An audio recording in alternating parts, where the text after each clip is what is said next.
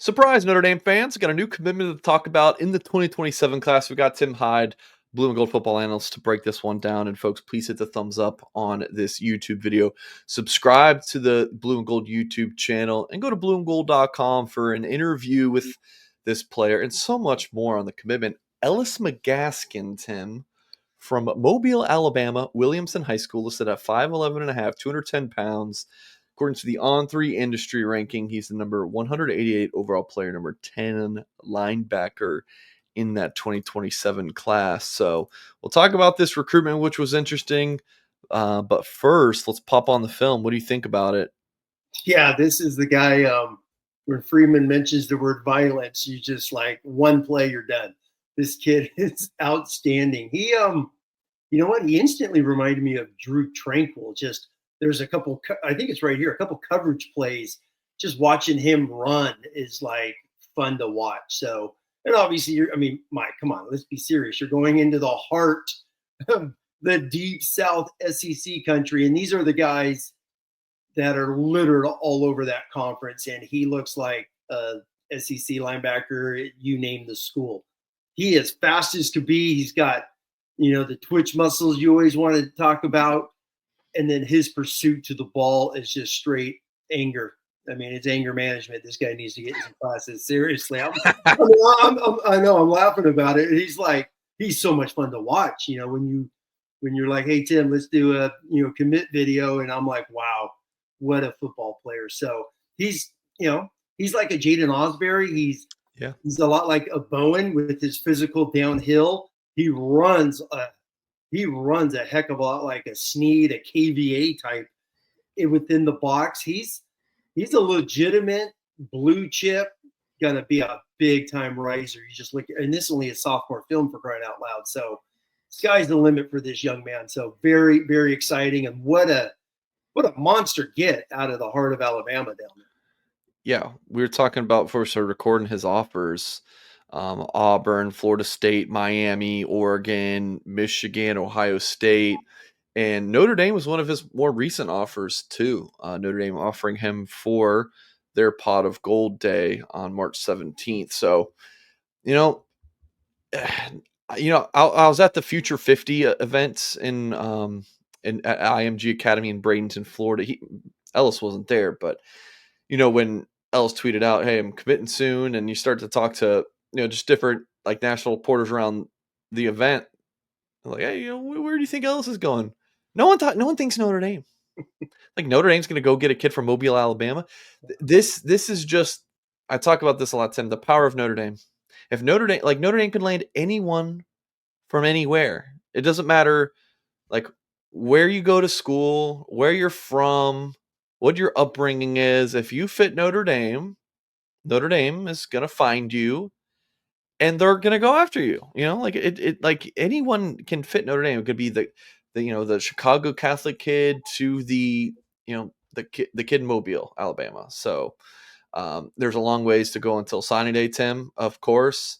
But this kid told me he feels like Notre Dame's home. He only visited once, Tim. He was in South Bend for Irish Invasion at the beginning of June, and locking in this commitment, it's definitely an interesting one, and it would be ideal if Notre Dame's able to keep him locked in for the long haul. Staff would definitely love that. Oh yeah, and I'm not gonna lie, Mike. I'm gonna be brutally honest, right? Whenever you and Kyle do reports, and I see a guy from some of those states down south, I'm like, yeah, I'll click the next one. It's just habit now. So I mean, Mike, I know we were talking, they're Jay Bramlett, and I believe the 19 class, he's a punter. But you got to go all the way back to 2003, which was Brady Quinn and Tom Zbikowski's, Jeff Jeff Samardzija, all those great players, Victor Abiamiri, Trevor Laws, just a loaded NFL class. And they signed two that year in Mitchell Thomas and LaBrose Hedgeman. So you're talking about from Alabama. From the state of Alabama. You got to go all the way back to 2003. Obviously, Notre Dame had two great D linemen during the Holtz years. You had Melvin Dansby, who was a 5-star. Back in the day in the 93 class, was team captain and had over 100 tackles his senior year, just a stud. And obviously the great Justin Tuck, who was signed by Bob Davie. And obviously Isaiah Foskey just broke his school sack record. So going into Alabama is, It's like going into Russia to get a football player. It just doesn't happen. I mean, seriously. So this is awesome, and you're getting a legit football player. I mean, this kid's outstanding. I mean, you just watch his film. Like, he's running back. He's everything under the sun for this football team. So I love the quotes that you have from him about the Notre Dame feel, and you are right. You could go. I mean, you could go anywhere. I mean, Notre Dame's proven that in this class of 2026, and I mean, even going back to Jeremiah Love, keeping him away from the SEC powers out of Missouri, going to get a KVA Kingston there out of the Trinity League, and Bosco, which never happens for Notre Dame over the years. Jalen Sneed out of South Carolina. Notre Dame is going far and wide in these handful of years, picking out some guys that are just head scratchers in a good way. Like, what an upset this is. So Yeah. Ellis, hell of a football player. I mean, I'd love to get him on the show one time and talk ball with him, right? And just talk Make that about happen. the deep South, the South Bend. How does that work? But yeah, you're right. This is a great get. Tremendous offer list. So just shows you how highly sought of this young man is after only just 2 years of high school football. Yeah. That I think Freeman is changing that mindset of, yeah, okay, Notre Dame offered this kid from, Miami or, Orlando or Mobile or in Louisiana. It's like Notre Dame's not getting that kid.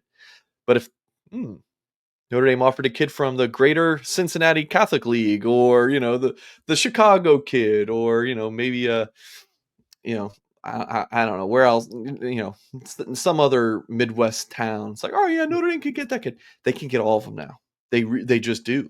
You mentioned Sneed, Osbury, Aiden Pouncey. Yeah.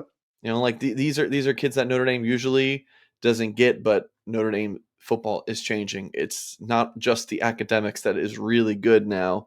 It is the football. Like, that national championship run had. I think I underestimated how big of a role that championship run was going to play with prospects. Like, usually the kids want to go where they want to go.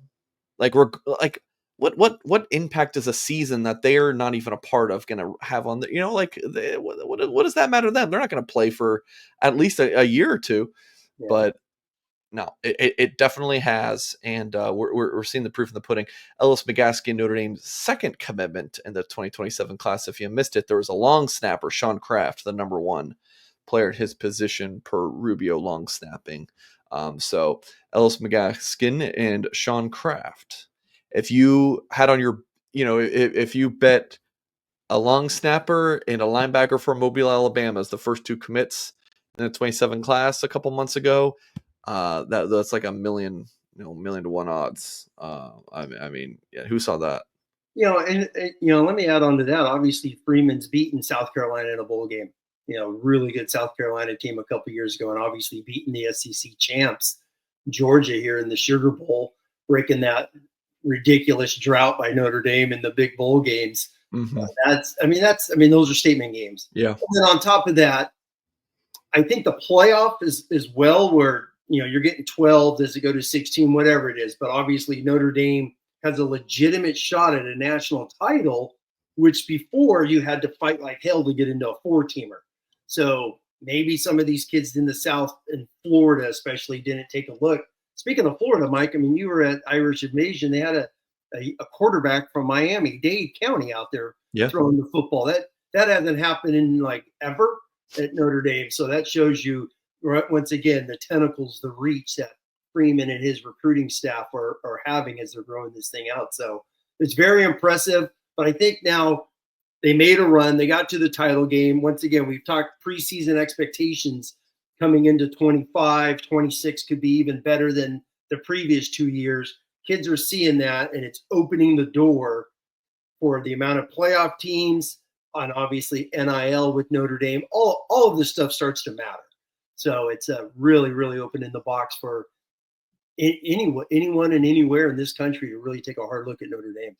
Folks, I know you like the news in this video, so hit the thumbs up on this video, subscribe to the Blue and Gold YouTube channel for more content, and as always, folks, we'll catch you next time.